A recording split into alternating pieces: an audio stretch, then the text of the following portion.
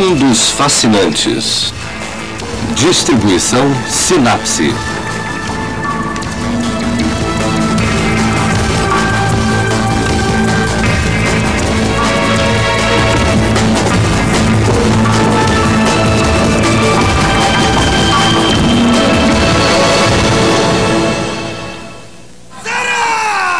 Japão.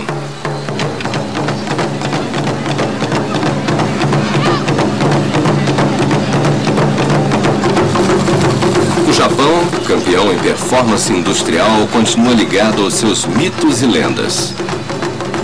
Exemplos do confronto entre o moderno e o tradicional estão presentes por toda parte e sempre formam um contraste impressionante. Vamos conhecer o Japão de hoje e seu povo. O tempo aqui não tem o mesmo significado que lhe é atribuído no resto do mundo.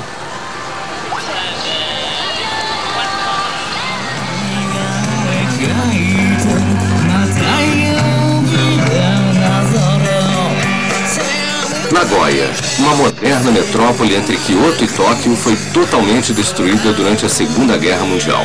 Hoje o estilo arquitetônico americano, com seus arranha-céus, seu rock é o melhor estilo japonês e seu visual tradicional parecem coexistir sem problemas. Yukari Yamashita é uma representante perfeita desta cidade moderna que ainda se levanta das cinzas do passado. Com a amiga Yoko, ela gosta de vestir seu kimono no dia de folga, domingo.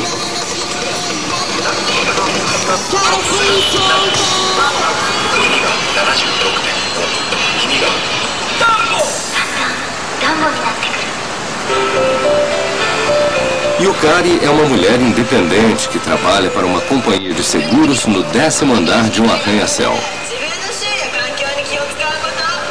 Apesar de se sentir perfeitamente à vontade no mundo moderno, ela continua muito ligada às tradições japonesas. Yukari é uma funcionária exemplar, adora dirigir seu carro e nunca perde um show de música pop em Nagoya. No entanto, seu passatempo favorito não tem nada a ver com o mundo moderno à sua volta. Yukari aprende como dobrar o tradicional kimono. Ela chegou a fazer uma prova e tem muito orgulho de seu diploma. Aprender o complexo ritual de vestir o kimono é uma tarefa muito delicada. É difícil fazer tudo sem ajuda. É, portanto, indispensável chamar especialistas, como Yukari. Ela geralmente vai a casamentos e outras cerimônias para ajudar os convidados a se vestir. Colocar a faixa, chamada de obi, é muito complicado. Esta faixa larga, com grande nó na parte de trás, é presa pelo obijimé, uma corda que mantém tudo no lugar. Cada detalhe é importante. O obijimé é amarrado de forma diferente em cada ocasião, seja ela alegre, triste ou comum, como a de hoje.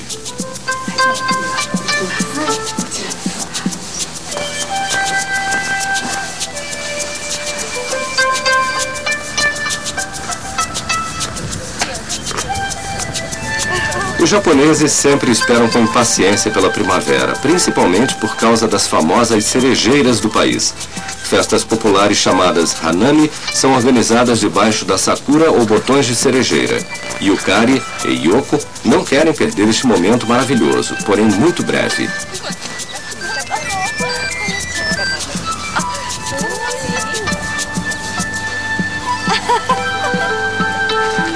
Vestir o kimono não significa viver no passado. Um telefone celular pode ser guardado com facilidade nas dobras da vestimenta.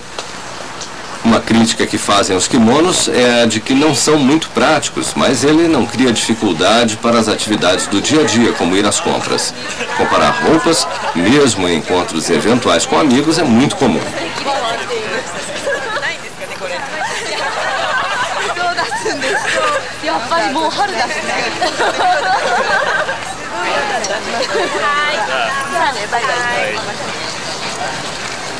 Vale tudo no Japão. Sair de kimono ou em trajes mais modernos, como fazem os kogaru, com seus cabelos coloridos e sapatos de solas grossas.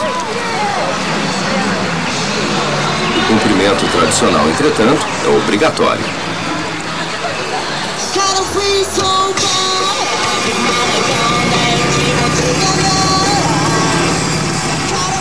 Sejam eles tradicionais, modernos ou ambos, jovens ou velhos, os japoneses estão sempre atualizados.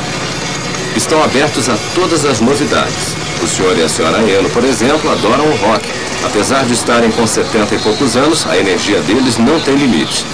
Todos os dias o senhor Eno se transforma em um jovem malombrando sobre sua Harley Davidson. Ele sai para um pequeno restaurante onde vai se encontrar com a mulher e a filha. Localizado no térreo de um prédio comercial, o Suzuno serve comida tradicional japonesa. O senhor Eno troca o capacete por um chapéu de cozinheiro. Sua esposa, com a ajuda da filha do casal, Chiaki, atende os fregueses.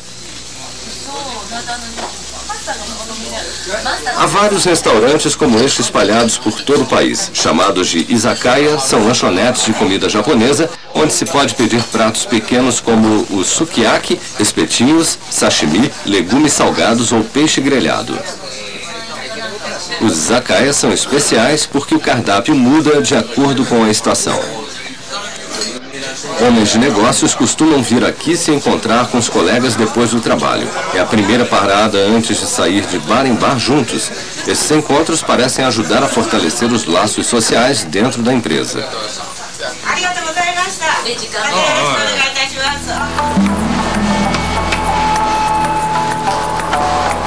Ao nordeste de Nagoya fica a cidade de Kyoto. A antiga cidade imperial se transformou em uma metrópole moderna, repleta de homens de negócios. Neste bairro residencial vive Tashigi, uma espécie diferente de executivo.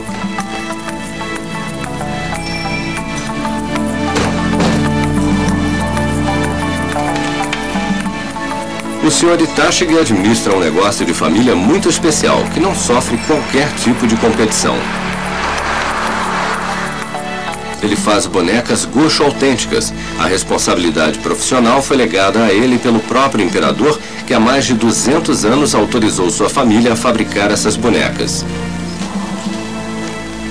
No passado eram dadas de presente à corte imperial como símbolo de boa sorte em eventos como casamentos e nascimentos. São entalhadas à mão e exigem várias camadas de nácar feito de conchas de ostra pulverizadas. Por 12 gerações, a família vem perpetuando a tradição, trabalhando junta para apresentar o resultado em um festival de bonecas que dura 2 semanas. O filho de Tashigi é aprendiz há mais de 10 anos. Está aprendendo a entalhar as figuras de madeira e a montar os braços e pernas. A filha dele ajuda a fazer as roupas e sua esposa desenha as perucas e os kimonos em miniatura.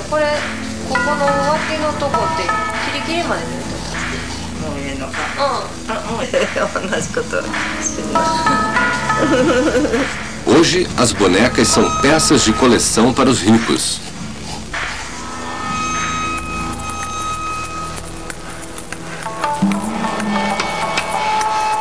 Kyoto, a antiga cidade imperial, é a capital artística e religiosa do país, mas a influência estrangeira é bem grande.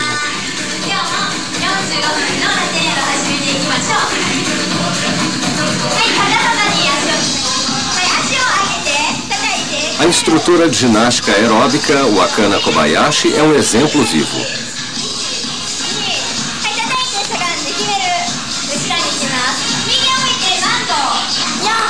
Wakana passou 1 ano nos Estados Unidos. Ela é um produto típico da nova geração de mulheres japonesas.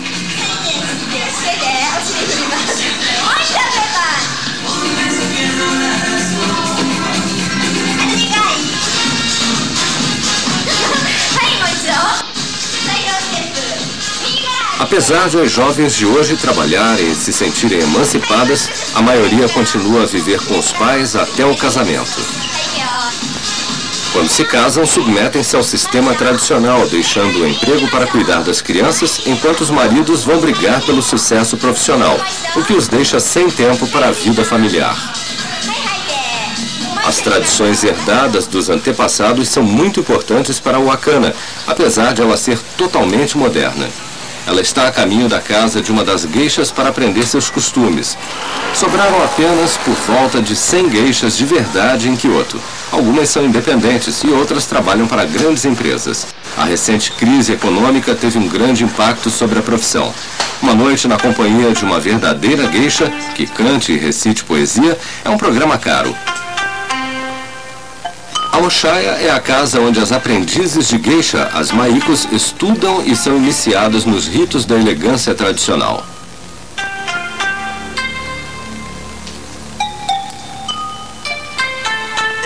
Muitas mulheres japonesas se tornam maiko por causa de ocasiões especiais, como seu aniversário ou simplesmente por prazer. Hoje, jovens como Wakana vão a Oshaya para aprender a arte da maquiagem, penteado, postura, a forma correta de servir chá e etc. Algumas vêm antes do casamento, por exemplo, pois pertencem a uma classe social em que eventos oficiais e formais são frequentes.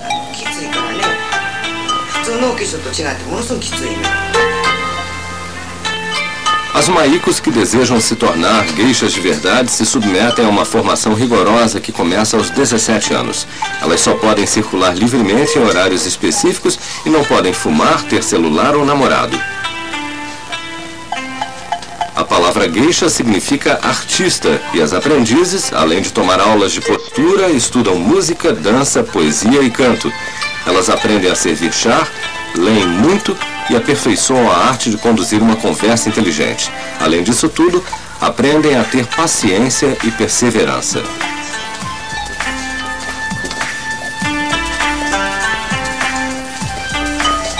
No momento, o Wakana está aprendendo a andar com o Kokuri. É sua primeira tentativa de andar pelas ruas com ele, e ela toma um cuidado especial, pois está aprendendo a manter a postura e o equilíbrio. Sua primeira saída a leva ao templo mais próximo para rezar.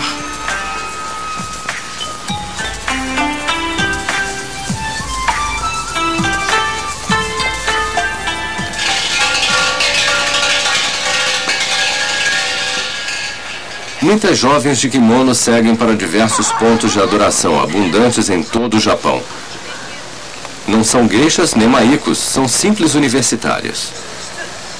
Um costume japonês exige que as estudantes vão ao templo antes da formatura vestidas com roupas tradicionais.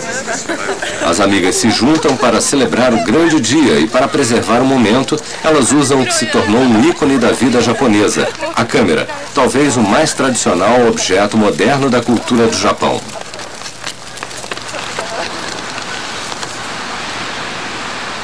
Kyoto tem 1.600 templos budistas e 300 santuários shintoístas. Por isso, não é surpresa ver Keisuke Nakano andando pelas ruas da velha cidade. Nakano fabrica terços budistas em uma das lojas mais antigas de Kyoto, aberta há 200 anos. Ele foi adotado por uma família de artesãos que não tinha filhos para que herdasse o pequeno negócio. Sua mãe adotiva trabalha com ele. Aos 80 anos, ela garante que esse tipo de trabalho ajuda pessoas idosas a manter o espírito jovem. O trabalho de Nakano é vendido para indivíduos e templos. Ele está sempre em busca de novos materiais e novas cores.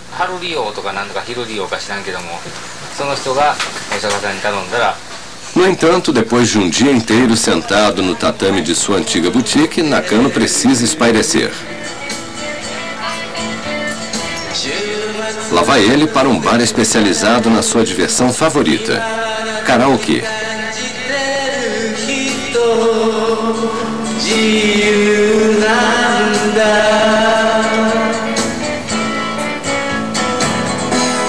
Ele se dedica às músicas com o mesmo entusiasmo que demonstra durante o trabalho.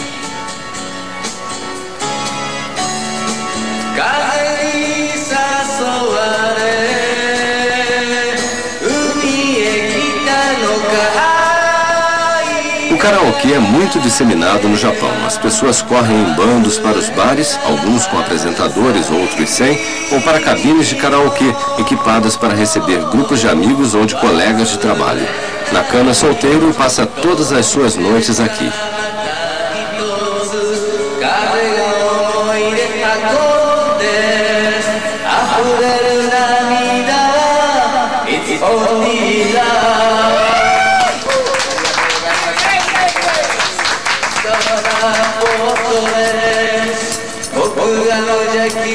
O trabalho de Nakano é muito procurado, especialmente pelos templos que ocasionalmente encomendam modelos bem elaborados. Alguns podem ter vários metros de comprimento e é necessário trocar o pompom com frequência, pois fica sujo e gasto facilmente. Outro motivo para o negócio estar indo muito bem é o fato de esses objetos terem vida curta. Cada conta corresponde a uma sutra ou prece. Depois de recitá-las várias vezes, acredita-se que o terço passe a transmitir energias negativas. Neste ponto, são entregues ao templo para que sejam queimados. Depois disso, outro tem de ser encomendado.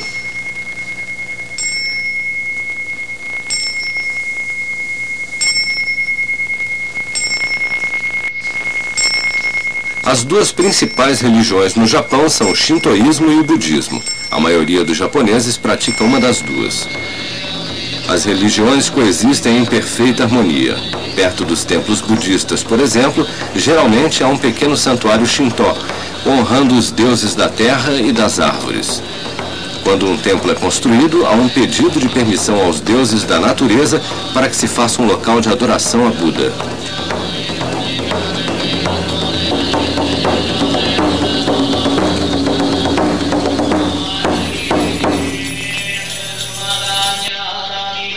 Os casamentos, em geral, seguem o ritual shintoísta, enquanto os funerais são budistas. Um exemplo perfeito de tolerância religiosa e de mistura de crenças primitivas com doutrinas estrangeiras.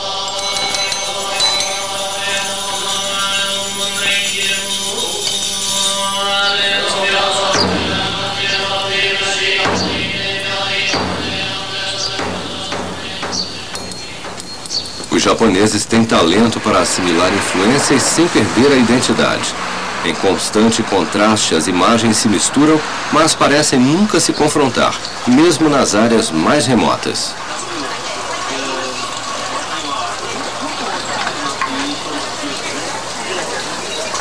Por exemplo, apesar de o beisebol vindo dos Estados Unidos ser o esporte nacional por aqui, tradições ancestrais continuam a ser respeitadas neste restaurante.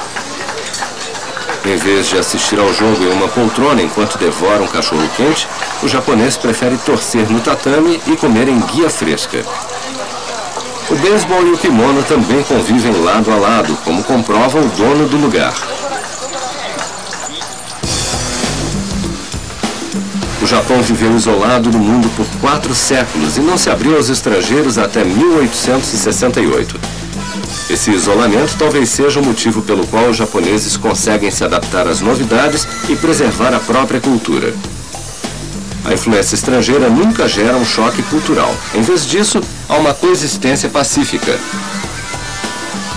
Hitsuko Tanaka é um exemplo perfeito desta incrível habilidade dos japoneses de ganhar o mundo e ficar no coração do Japão ao mesmo tempo.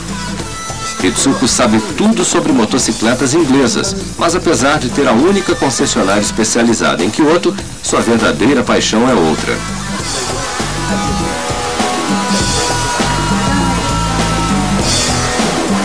Ela pratica uma das formas de arte mais antigas e autênticas do Japão, o sumie, técnica monocromática com nanquim.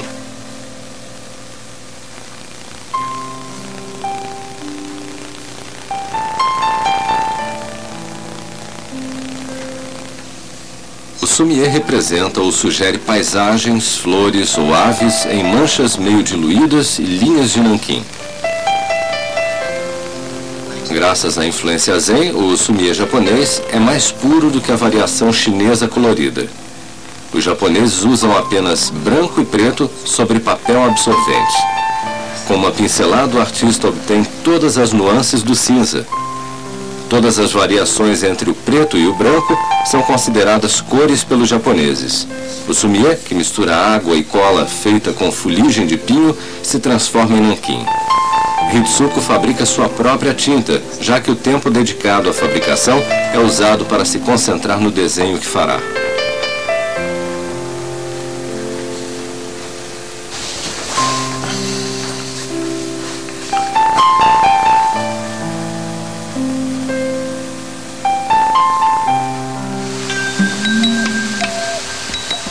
Apesar de 500 intermináveis quilômetros de cidade ligarem Kobe e Tóquio, atrás dessa megalópole se esconde um outro mundo.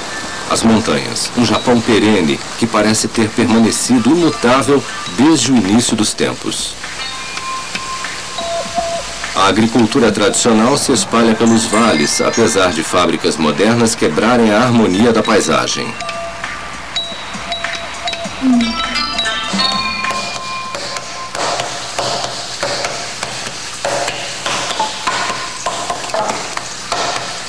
Por trás das janelas, trabalhadores batem malhos de madeira. Eles trabalham à volta de estruturas de bambu e de enormes barris, onde decocções vegetais fermentam. É onde o washi, o famoso papel japonês, é fabricado. A técnica veio da China e logo foi adotada no Japão. O papel japonês é usado na decoração, assim como na confecção de trabalhos de arte muito luxuosos. Os mesmos gestos e procedimentos são sempre usados. A única diferença entre o passado e o presente é que agora o catálogo está disponível na internet. Os produtos incluem pipas, lanternas orientais, biombos, abanos, etc. Um exemplo de uma técnica tradicional adaptada ao mundo moderno pode ser visto nos cartões de visita, indispensáveis no Japão. A mais nova moda é imprimi-los em papel washi.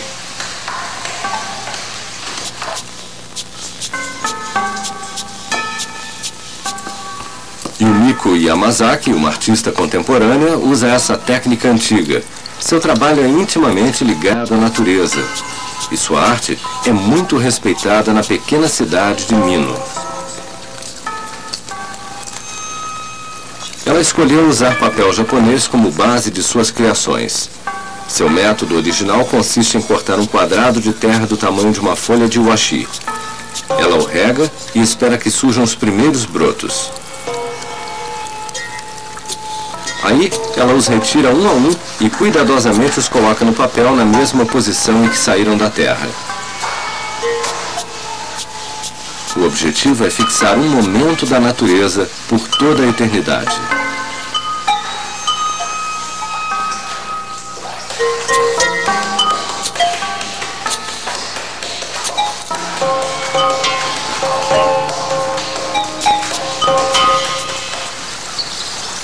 Em contraste com a frenética vida moderna, as montanhas são um retrato do lado imortal do Japão.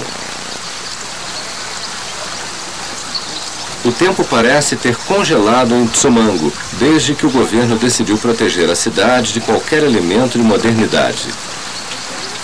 Nos finais de semana, moradores da cidade vêm aqui para respirar ar puro, antes de se hospedarem em uma típica hospedaria japonesa conhecida como ryokan.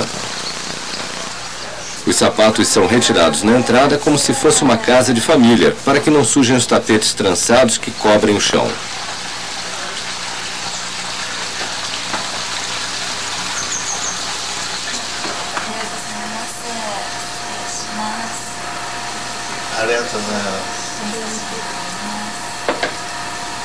Um café da manhã bem japonês é servido.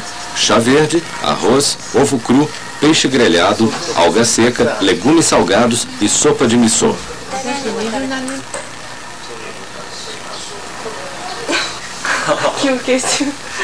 Kimonos são fornecidos pela casa. Férias curtas aqui, longe do caos urbano, são muito procuradas. A água escorre das montanhas ao lado dessas casas de madeira. As fontes naturais quentes são usadas em estações de água da região. As pessoas tomam banho em público nuas nesses ofurôs ao ar livre. A busca pela harmonia entre o homem e a natureza leva o japonês de volta ao centro de sua identidade. É sua visão animista do mundo. As montanhas têm um caráter sagrado para eles. Elas inspiram respeito e abrem caminho para a meditação. De vez em quando, o Sr. Inaba, um médico de Nara, parte com um de seus colegas para um estranho encontro numa montanha próxima a Osaka.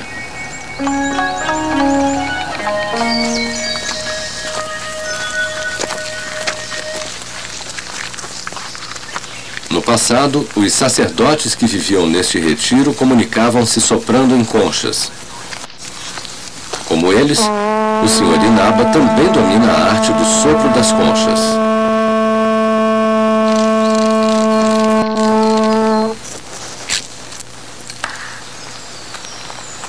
Ele e seu colega pertencem a uma ramificação esotérica do budismo. Eles se juntam a um grupo de seguidores em ritos cerimoniais.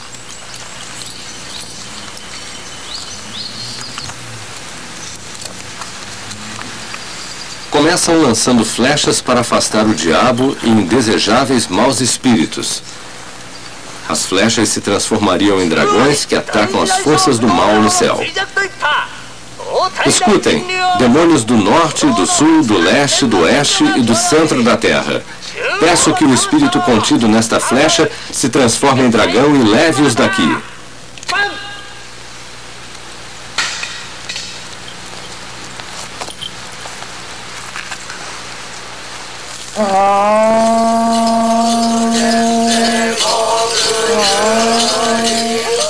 Durante a cerimônia, pequenas tábuas brancas cobertas com inscrições são queimadas. São desejos enviados aos deuses pedindo a cura de algum mal ou sucesso em uma prova escolar. Quando os desejos são atendidos, entretanto, as tábuas passam a conter influências malignas. Por isso são queimadas regularmente para que as vibrações negativas voem tão alto quanto possível. A fumaça tem função purificadora. Você se purifica ao comparecer à cerimônia e inspirar fundo a fumaça.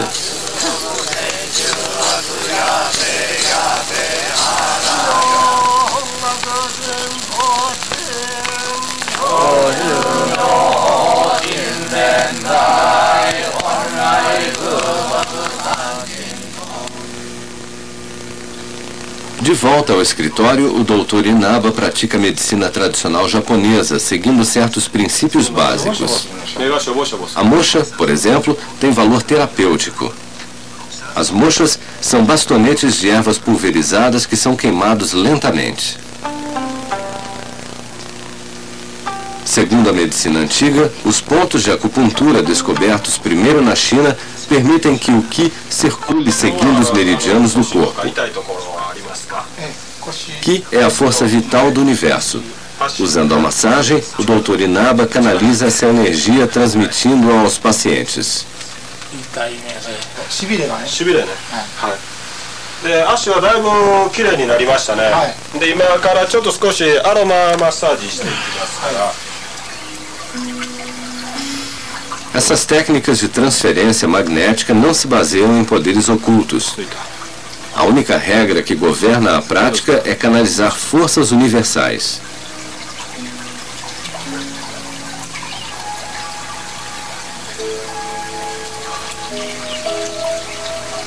A filosofia do Qi faz parte de um grande grupo de elementos da cultura japonesa. Encontramos o mesmo tipo de elemento nas artes marciais, por exemplo. Na delegacia de Kobe, o treinamento tradicional continua a ser praticado junto das técnicas mais modernas.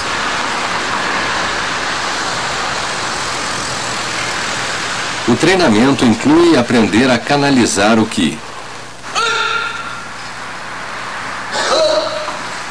Os policiais aprendem a controlar o corpo, a avaliar o inimigo e a lutar contra ele usando tanto a mente quanto a força física.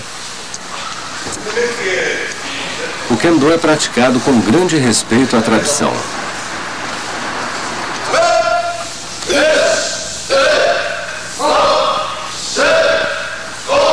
Na verdade, Kendo significa o caminho do sabre. Vem lembrar os tempos das batalhas entre samurais no Japão medieval.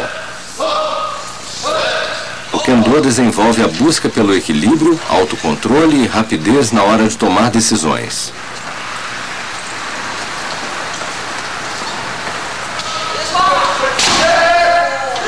No Kendo moderno, a katana ou sabre foi substituída por um bastão de bambu. Sobre a entrada da sala de treinamento, os aprendizes de Kendo podem ler as seguintes palavras: o sabre é como o coração. Se o coração não for puro, o sabre também não o será. O Kiai, o grito que vem de dentro, é uma expressão da explosão de energia liberada pelo praticante. Graças à energia corporal que é liberada, o Kendo ajuda os jovens policiais a lidar com o estresse da vida moderna. Mas o exercício físico não é privilégio de praticantes de Kendo. Todas as manhãs, os funcionários da delegacia fazem aula de ginástica rítmica.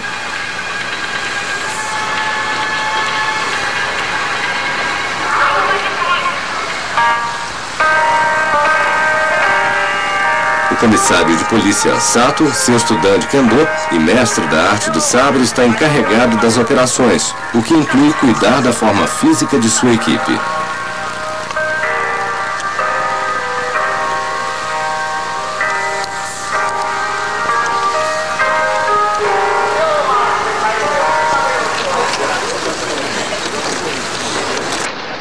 Depois da sessão de exercícios físicos obrigatória, todos se encontram na sala de instruções.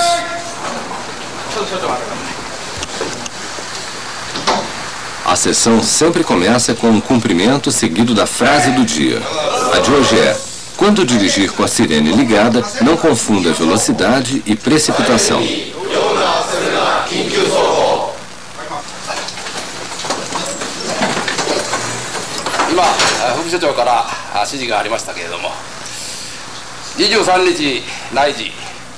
O comissário Sato, encarregado de fazer dramatizações dos crimes, anota as instruções do dia.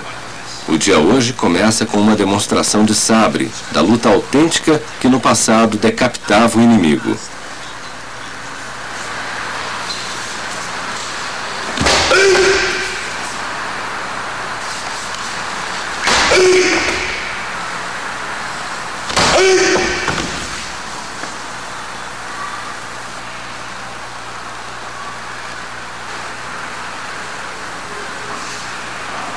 Aos 56 anos, o comissário Sato ainda impressiona por sua força.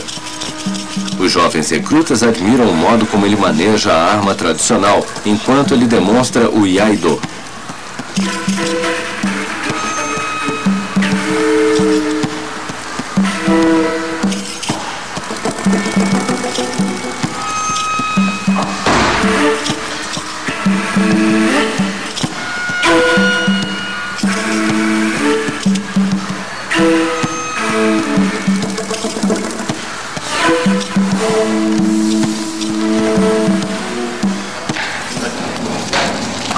Desde o século XII, os sabres são feitos seguindo métodos tradicionais na pequena cidade de Seki, na região central do Japão. O metal é aquecido e dobrado em várias camadas para que fique mais resistente. O ferreiro, com a ajuda dos aprendizes, repete os mesmos movimentos: aquecer o metal, dobrá-lo e dar o formato com o malho. Durante a era Muromachi, no século XV, havia 300 artesãos em Seki, incluindo alguns dos mais famosos no Japão.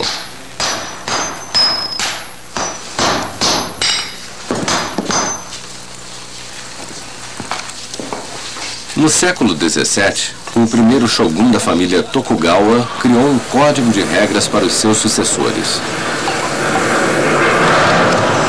Entre elas estava: o sabre é a alma do samurai. Essas palavras resumem as crenças e o modo de vida dessa classe de guerreiros. A figura do samurai, ou aquele que serve, surgiu no século XI. Eram os únicos que tinham permissão de portar armas e usá-las. Algumas artes marciais que hoje são associadas ao samurai foram, na verdade, criadas pelos camponeses para se proteger dos tirânicos guerreiros. A wakizashi, mais curta que a katana, era utilizada em combates corpo a corpo. Se a derrota parecesse inevitável, a lâmina permitia que o dono evitasse a desonra, cometendo o harakiri. Os samurais serviam a um senhor feudal. Alguns podiam também se tornar ninjas, uma espécie de agente secreto. Os ninjas podiam ser mulheres, treinadas nas artes marciais e totalmente devotadas ao seu mestre. O mito dos ninjas ainda vive entre os japoneses, que se deliciam com qualquer história sobre o passado feudal do Japão.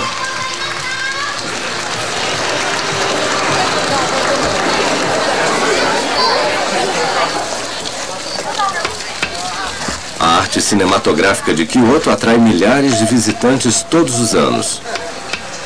O local nos leva de volta à era Edo, na época em que os samurais tomaram o poder no Japão e fizeram de Edo, hoje chamada de Tóquio, a capital no lugar de Kyoto. O imperador ficou em Kyoto e perdeu todo o poder político.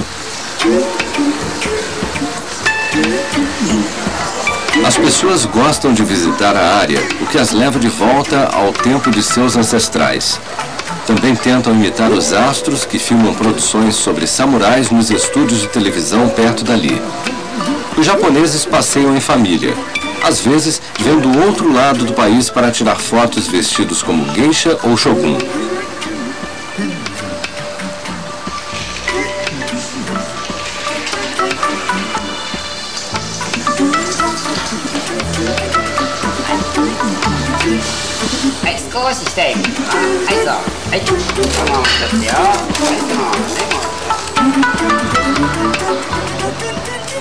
Quando voltam para casa, essas lembranças fotográficas são exibidas em um lugar de destaque na sala de estar, ao lado do último modelo de televisão e da gôndola de vidro comprada durante a visita da família à Itália.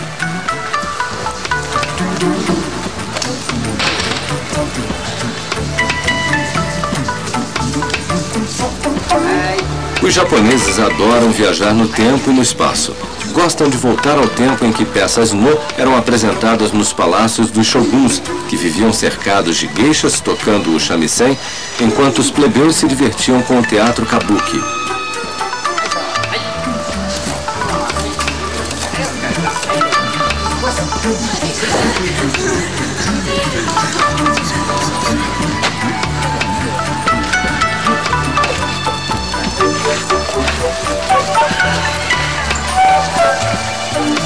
Depois da sessão de fotos, caminhar fantasiado no meio da multidão é o programa mais comum. O tempo realmente não existe no Japão.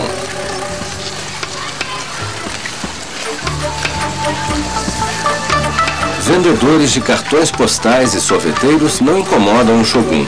Imperturbável em seu kimono cerimonial, ele anda na frente das mulheres como manda a tradição.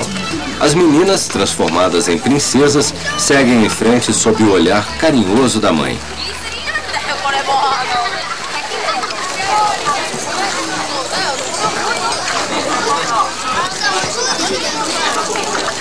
É comum ser cortês, por exemplo, com os seres estranhos em roupa de ginástica que se aproximam. E graças à caixa mágica, o momento entra para a história.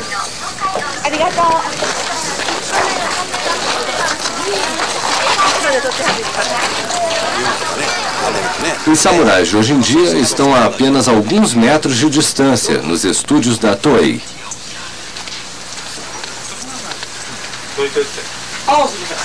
Séries de TV, que têm samurais como tema, são constantemente gravadas aqui.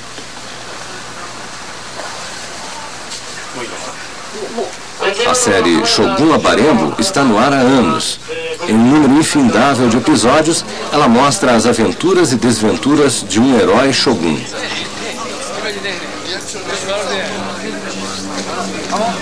Em uma era de câmeras digitais e da supremacia do equipamento de vídeo japonês, o samurai continua a ser eterno.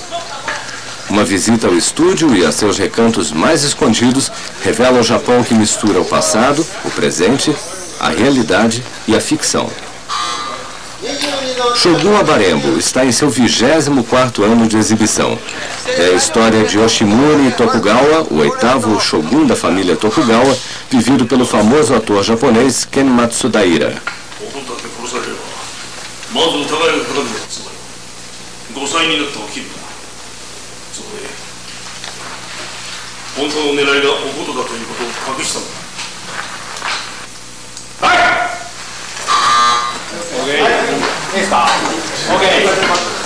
A série fala de um shogun que se mistura com a população, disfarçado, para aprender como seu povo realmente vive.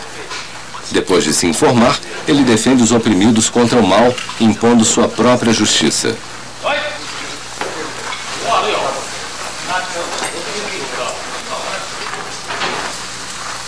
Cada história termina com o chamado Shambaran, o clímax em que o herói chega e acaba com os malfeitores.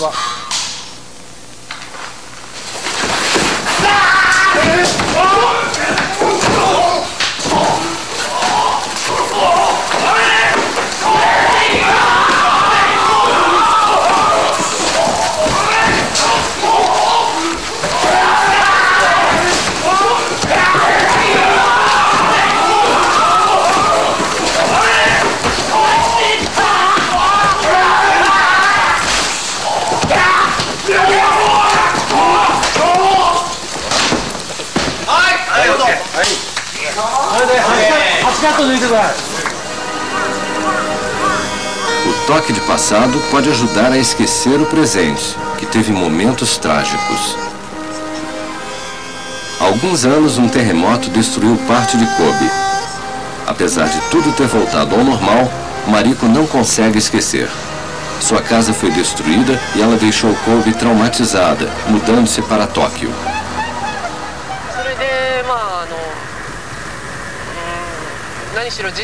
Tentei apagar minhas lembranças do terremoto. Pensei que fosse possível esquecer, tirar da memória completamente, mas foi impossível. Um dia, em Tóquio, Mariko viu por acaso um pôster que fazia propaganda de uma peça Noh. Foi o que a salvou. Graças ao Noh, a arte dramática mais antiga do Japão, ela gradualmente conquistou paz de espírito e pôde voltar ao trabalho de tradutora na área de informática. Ela se lembra de ir ao teatro em Tóquio e de se sentir tomada pela emoção. A peça se chamava Matsukaze. Foi encenada em uma praia perto de Kobe, onde eu costumava ir com os meus pais quando criança. Assistir a peça curou meu espírito, que fora traumatizado pelo terremoto. De repente, me senti livre para chorar. Encontrei essa sensibilidade na peça Noh.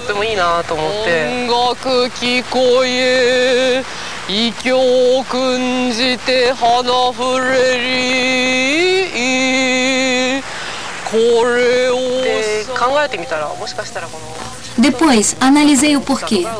O personagem principal foi interpretado por um ator famoso, o Umewaka Makio. Foi graças à performance dele que fiquei tão comovida.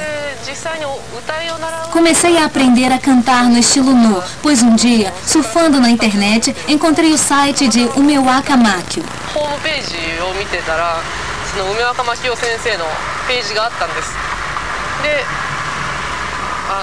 Mandei um e-mail para ele contando como ficaria tocada com a peça. Ele respondeu dizendo que ensinava em Osaka e que eu podia ter aulas de canto. Foi como comecei a estudar com ele, uma vez por mês. Por isso continuo a cantar.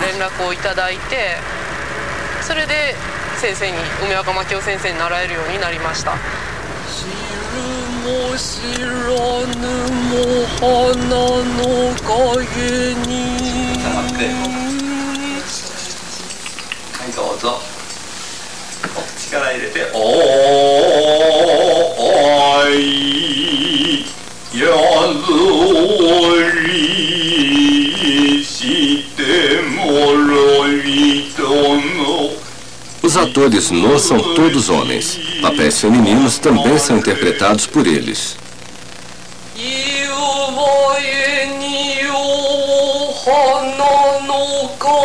Mariko faz parte do coro que canta o texto da peça.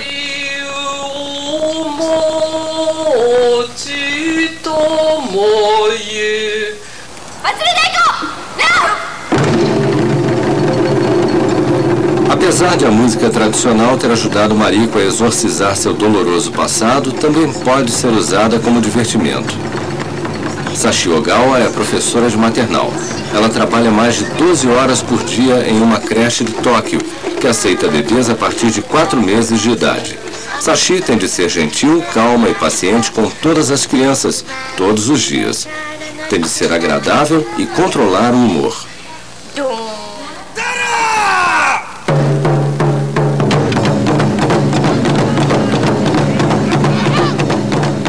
Ela toca taiko, o tambor japonês, por prazer e para se livrar da tensão acumulada ao longo do dia.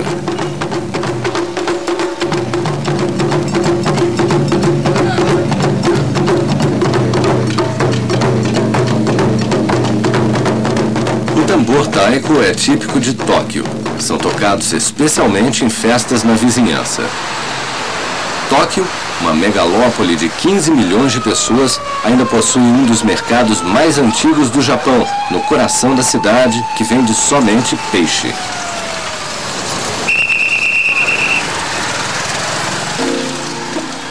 Há planos de transferi-lo para fora da cidade por causa do trânsito e de outros transtornos que causa, mas por enquanto é talvez a parte mais cheia de vida da capital japonesa ao amanhecer.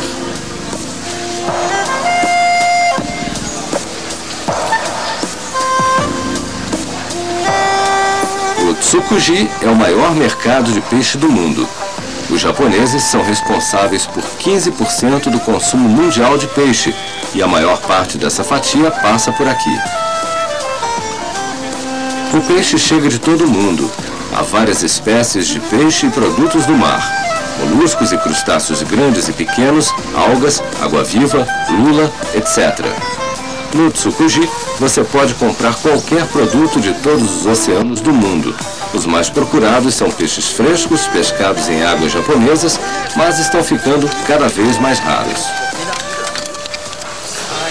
Toda manhã o Sr. Masami vem ao Tsukuji para fazer compras, já que ele e a mulher têm um pequeno restaurante de sushi em Kohiwa, um bairro antigo no lado leste de Tóquio que serve apenas peixe cru.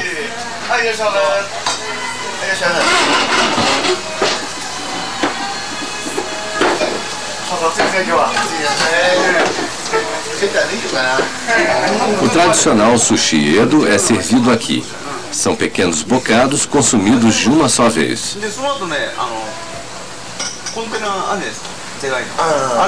O modo de cortar e apresentar o peixe é a marca registrada do Sushi Man e às vezes requer muita habilidade.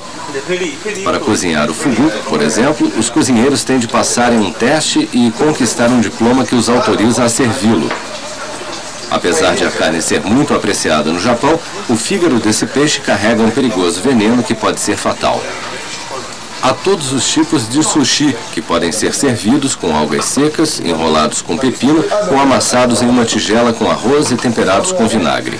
Para ajudar a escolha e para abrir o apetite, todos os pratos são exibidos na vitrine. São feitos de resina plástica, mas têm uma aparência deliciosa.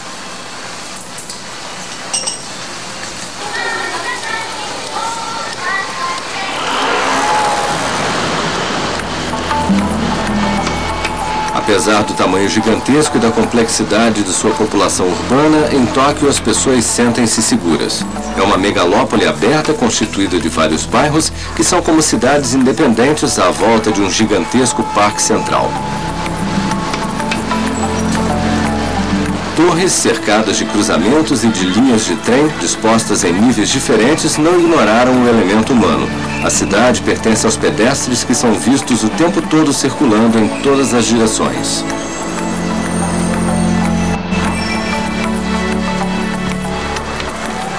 O Sr. Kawamata é motorista de táxi na cidade há 30 anos.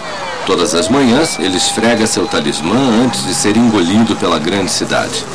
É uma vida dura por causa do tráfego pesado, mas Kawamata sente-se privilegiado por fazer parte da profissão, pois dá a ele uma certa liberdade. Ele dispõe de suas horas como desejar.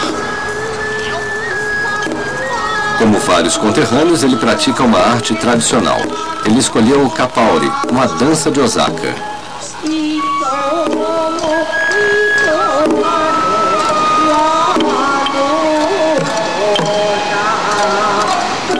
O Kappaori é um estilo musical e uma dança alegre que lembra momentos de lazer. As danças são geralmente caricaturas do cotidiano. Os gestos são exagerados e levemente inspirados no kabuki. O no era o teatro da aristocracia. O povo desenvolveu o kabuki e o Kappaori para expressar sua identidade. Kawamata participa do Kappaori há mais de 50 anos. Ele encontra na arte os mesmos gestos que repete ao limpar seu táxi.